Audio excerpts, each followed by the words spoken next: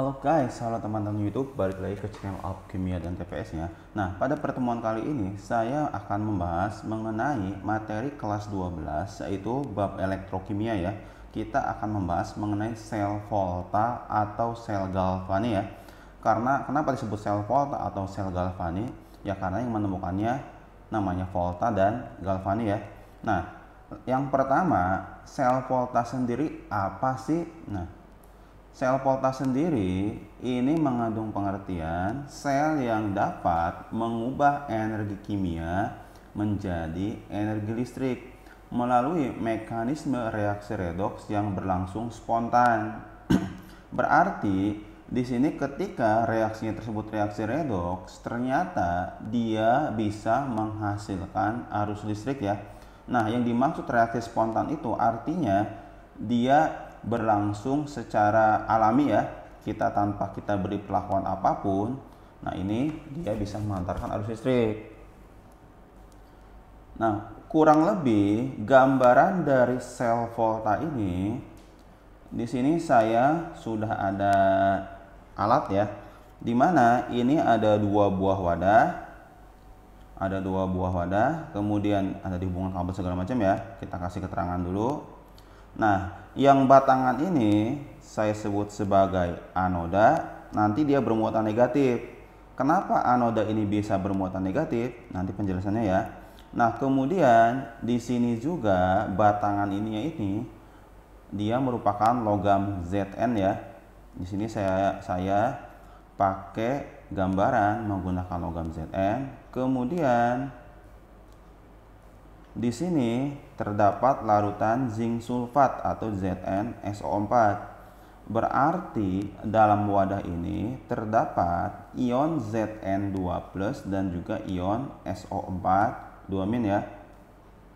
Nah, kemudian yang V ini dia merupakan voltmeter ya untuk mengukur adanya arus listrik.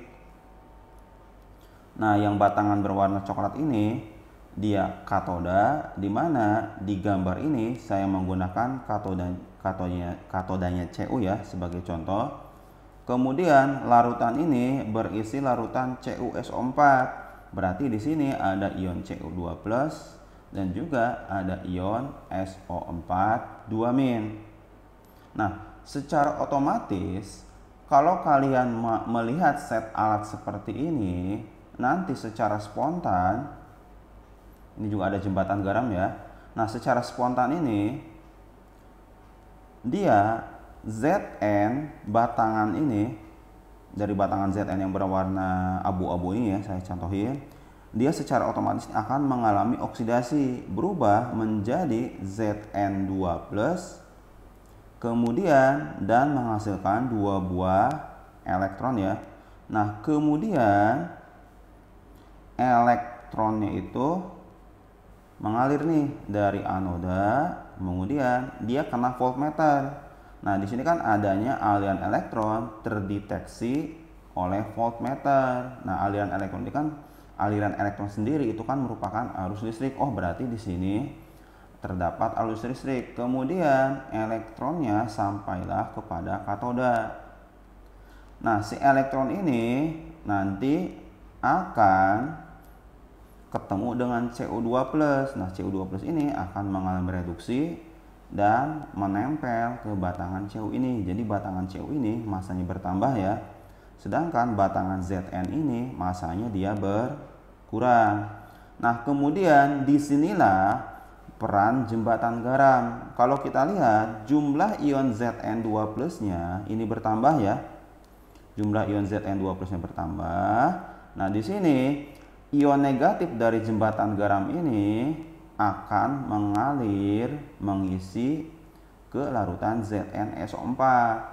Jadi fungsi jembatan garam ini untuk menetralkan kelebihan ion.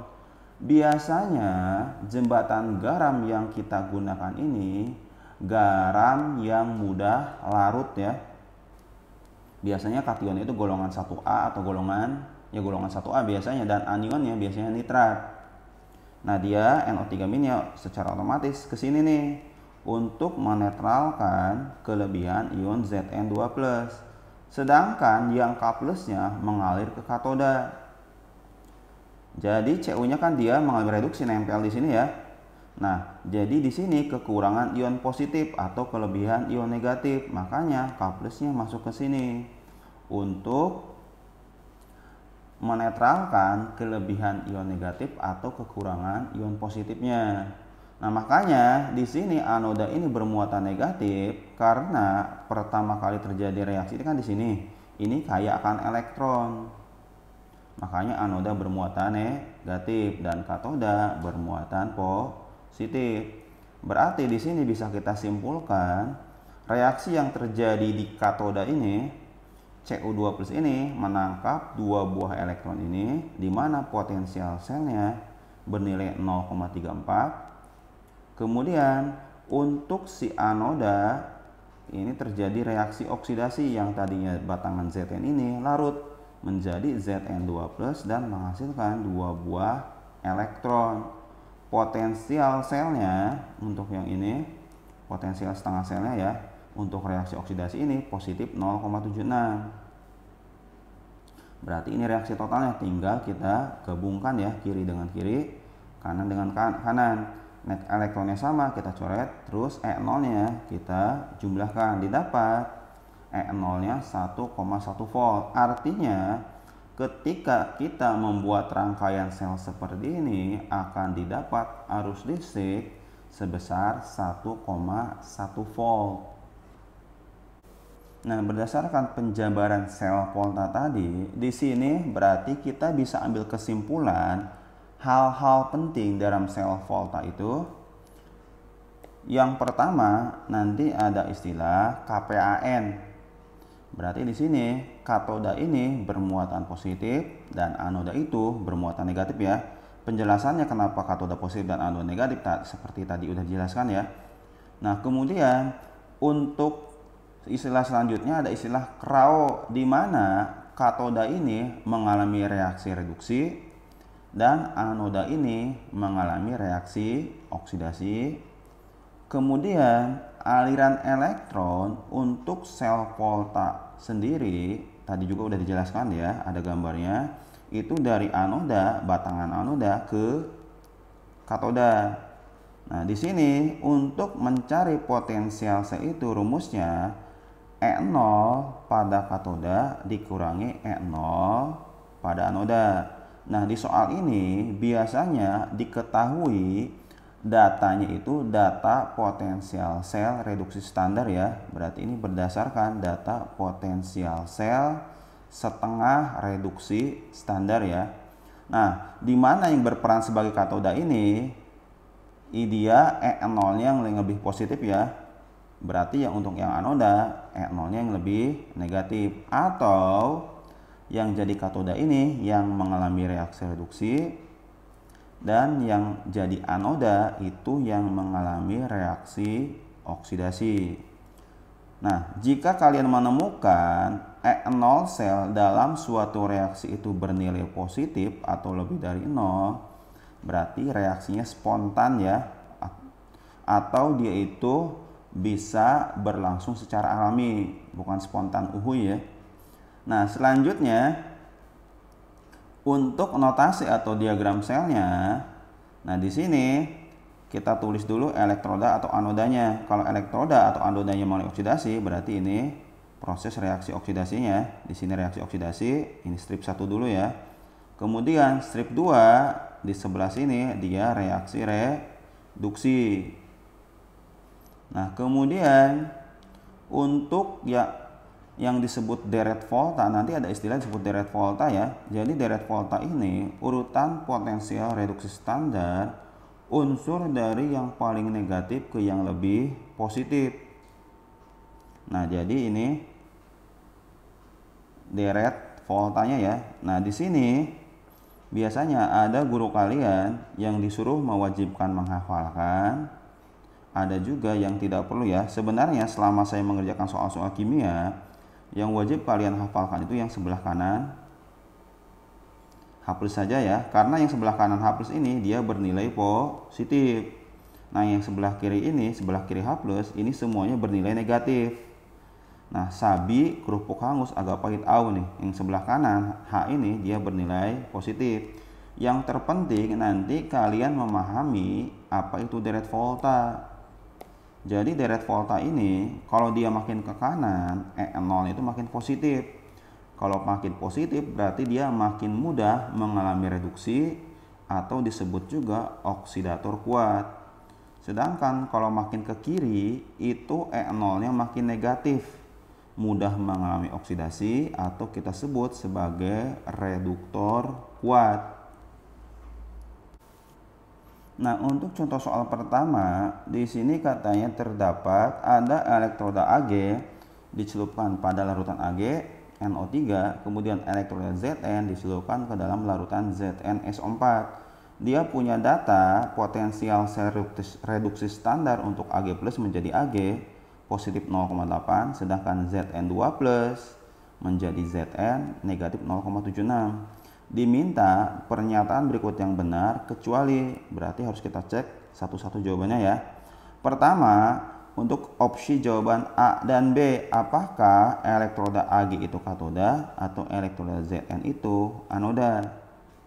Nah, yang jadi katoda itu si Ag ya. Kenapa Ag berperan sebagai katoda? Ini patokannya pasti reaksinya reaksi yang spontan ya.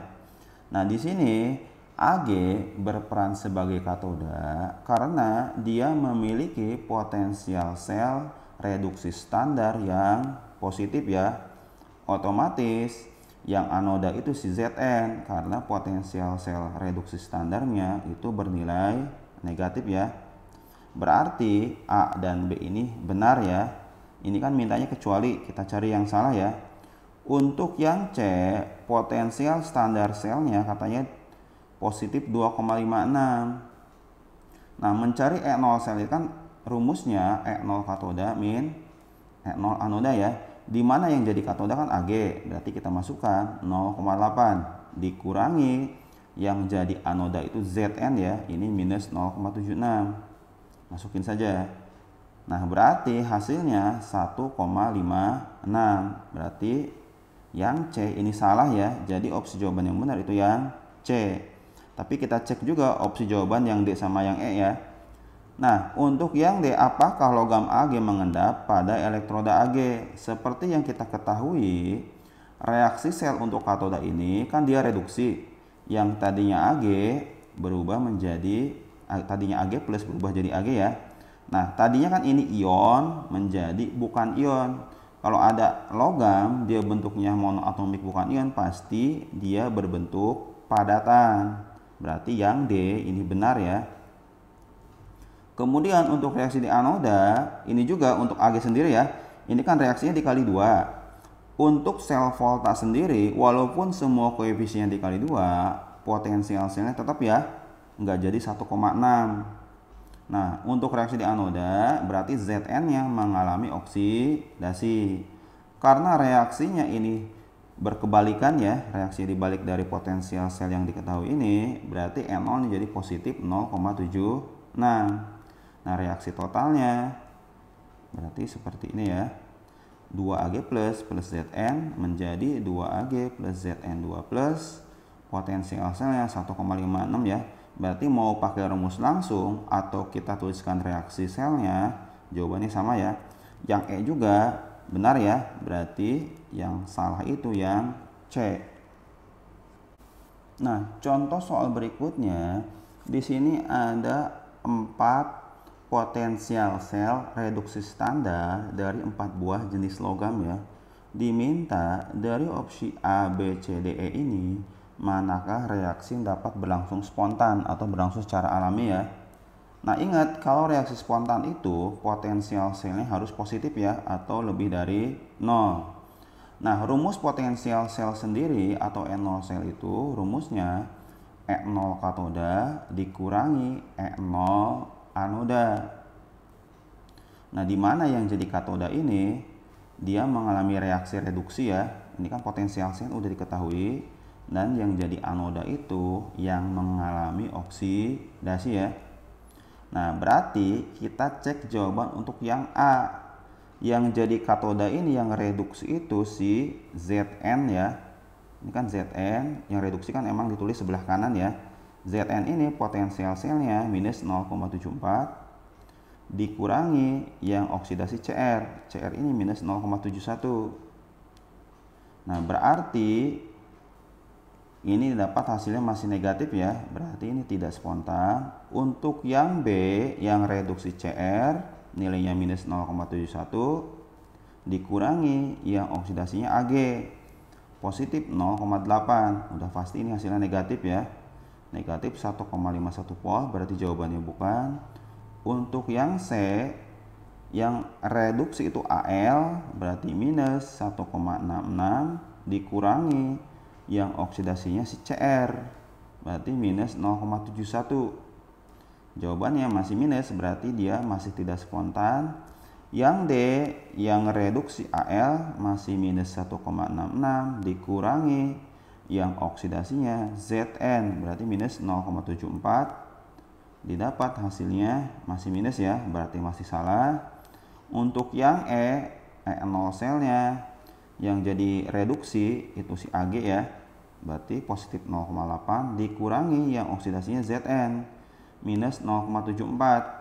Berarti di ini didapat potensial selnya 1,54 volt. Berarti opsi jawaban yang benar itu yang E, karena dia potensial selnya berlangsung spontan atau dia bernilai positif ya. Nah, untuk contoh soal berikutnya, di sini terdapat 3 buah diagram sel ya. Kemudian dari data 3 buah diagram sel ini diminta tentukan potensial sel untuk diagram sel yang ini. Jadi kita fokus ke diagram sel yang jadi pertanyaan ya. Di sini kalau kita cek Mg-nya ini dia akan mengalami oksidasi ya. Berarti ini yang diinginkan. Berarti kita fokus ini yang ada di reaksi yang kedua ya. Mg-nya pengennya reaksinya oksidasi, ini kan udah reaksinya oksidasi ya. Berarti reaksi yang kedua cukup kita tulis ulang.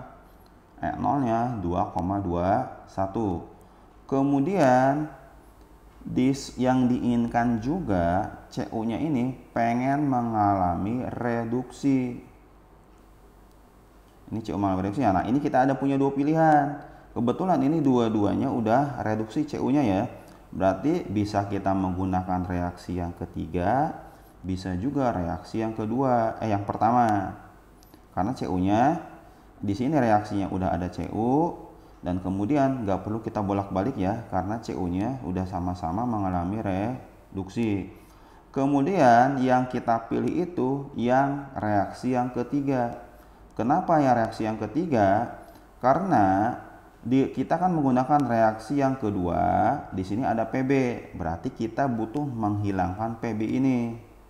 Kalau kita menggunakan reaksi yang pertama, di sini Zn, nanti Pb-nya tidak hilang, malah menambah Zn. Makanya kita gunakan reaksi yang ketiga.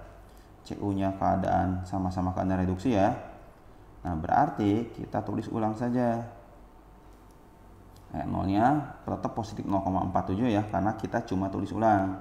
Kalau reaksinya dia dibalik, E0-nya tinggal kamu ubah tanda, yang tadinya positif jadi negatif ya. Nah, di sini Pb-nya reaksi pertama itu dia reduksi, di reaksi yang kedua itu oksidasi. Nanti ini bisa kita coret saja. Nanti didapat Mg2+, kemudian Cu2 plus Cu. Potensial selnya tinggal kalian jumlahkan saja. Didapat jawabannya 2,68. Jadi opsi jawaban yang benar itu yang A. Kemudian contoh soal berikutnya mengenai deret volta sekarang ya.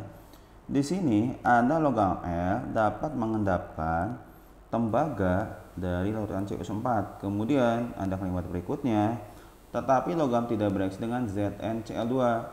Maka urutan logam berikut yang sifat reduktornya makin kuat. Berarti langkah pertama kita harus memahami dulu dalam deret volta itu bahwa yang makin ke kiri ini dia E0 yang makin negatif, mudah oksidasi dan reduktor kuat. Sedangkan makin ke kanan dia oksidator kuat, E0-nya makin positif, mudah reduksi ya. Jadi maksud pertanyaan ini kita susun dulu berdasarkan deret volta. Kemudian kalau sifat reduktornya makin kuat, berarti kita urutkannya dari kanan ke kiri ya. Nah, kita cek dulu dari kalimat pertama ini nih sampai larutan CuSO4. Di sini katanya logam L dapat mengendapkan tembaga. Berarti L ini plus CuSO4, tembaganya mengendap. Artinya si Cu-nya ini kalau mengendap menjadi Cu ya. Kalau tembaganya mengendap, otomatis L-nya dia mengalami oksidasi, dia jadilah larut.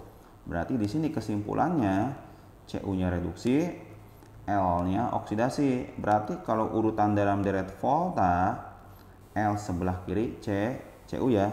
Kenapa L sebelah kiri Cu? Karena L-nya itu oksidasi, Cu-nya reduksi ya. Kemudian di kalimat selanjutnya, kalimat yang ini ya, katanya logam L tersebut tidak bereaksi dengan ZnCl2. Artinya si L ini kalau ketemu dengan ZnCl2, dia tidak bereaksi. Berarti kalau Zn itu ketemu LCl2, dia bereaksi. Kebalikannya ya. Kalau L ketemu ZnCl2 gak bereaksi, berarti kalau Zn ketemu LCl2, dia bereaksi. Berarti kalau bereaksi yang tadinya Zn, dia oksidasi menjadi ZnCl2, yang tadinya LCl2, dia mengendap atau reduksi jadi L.